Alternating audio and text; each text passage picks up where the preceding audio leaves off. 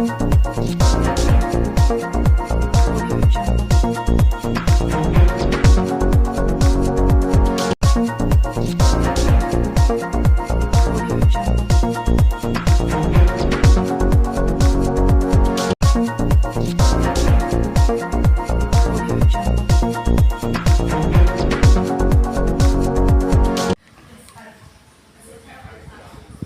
kasih menindak mengambil langkah lebih lanjut dari keterangan pers yang sudah kami keluarkan tadi malam.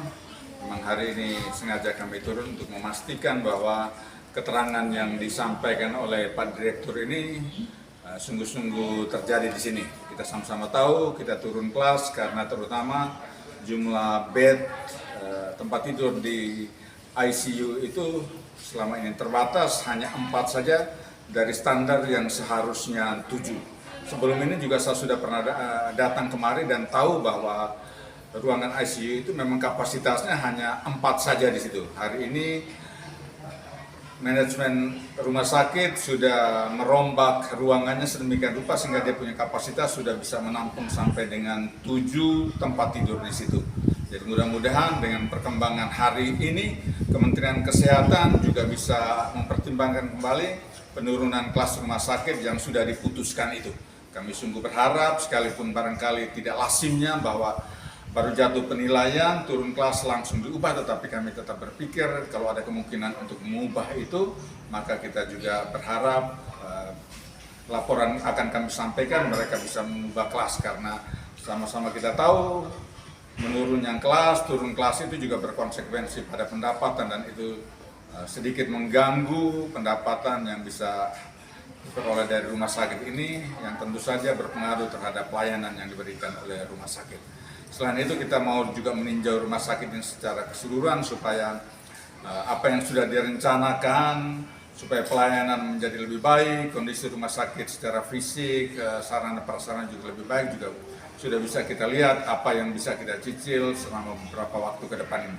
Tadi kami melihat juga poli rawat jalan di situ, sementara direncanakan memang uang tidak cukup, tetapi kita pastikan bahwa juga di lapangan kita siap untuk akan bangun rawat jalan kita tahun ini, sekalipun dari anggaran yang kita expect dari pusat 10M, yang dikasih tahun ini cuma 4M, kita sedang konsultasi serius ke pusat dan ke kejaksaan supaya kita bisa menggunakan anggaran yang ada itu untuk boleh kita bangun dengan luas panjang 37 meter, lebar 20 meter sehingga sungguh-sungguh mengubah pelayanan kita di rawat jalan itu. Selama ini memang kondisinya parah, antrian panjang, sebagian di luar, kondisi sangat tidak nyaman, memang kebutuhan kita urgen.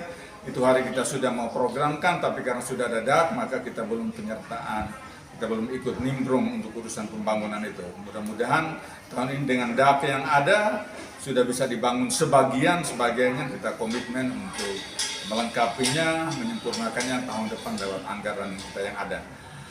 IGD yang kita lihat hari ini agak longgar, tapi sebelumnya saya beberapa kali kemarin juga padat sekali. Kita punya kebutuhan serius juga dalam urusan unit gawat darurat ini. Kita butuh perbaikan fisik di situ, dan karena itu kita sementara sisir anggaran juga melihat peluang-peluang yang ada. Sekarang ada peluang yang dijanjikan oleh lembaga swadaya masyarakat dari gereja, mudah-mudahan itu bisa direalisasikan, tapi kalau tidak direalisasikan pun kita tentu punya komitmen untuk membangunnya dalam jangka pendek ini. Kita masih lihat anggaran apakah masih poli rawat jalan saja ataukah sudah bisa ditambah dengan instalasi gawat darurat ini tahun depan. Jadi kita mau ada percepatan, keseriusan untuk mempercepat perhatian pembangunan kita pada urusan rumah sakit dan sistem kesehatan secara umum. Langkah cepat melalui pembenahan sekaligus komunikasi secara hierarkis.